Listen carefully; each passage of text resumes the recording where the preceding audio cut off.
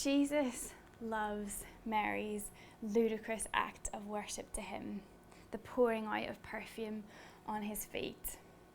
He loves it so much that he calls it a beautiful thing, and then he makes the wildest and craziest promise.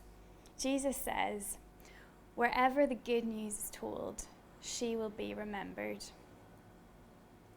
Why is this moment so important? In Jesus' statement, it is clear that this moment has meant something pivotal, not just for Mary and her relationship to him, but also for Jesus. Something has happened between the two of them that is so important that Jesus eternally links Mary's story, Mary's act of worship, with his own death, the most important moment in human history. I think that Jesus is really proud of Mary in that moment.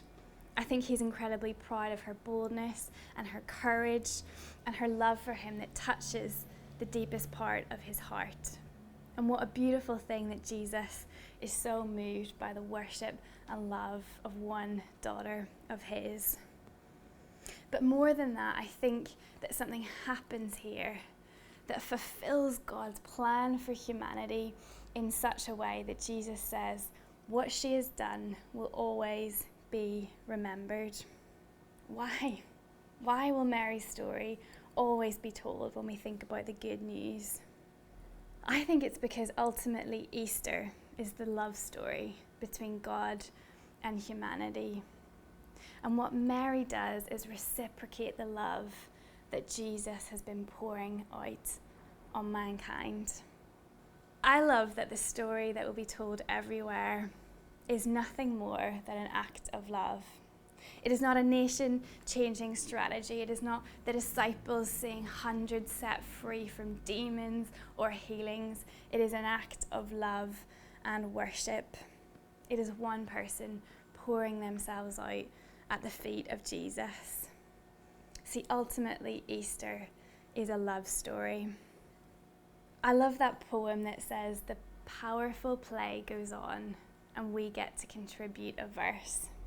See, what Mary does for Jesus in that moment is just the beginning of the love story, and the powerful play goes on and we get to contribute a verse.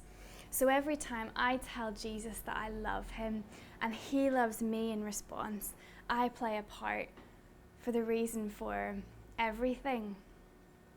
Mary is not inappropriate. Mary is a revolutionary. She is the model disciple. And I think Mary is revolutionary because she shows us what it means to be human. She shows us what we were made for.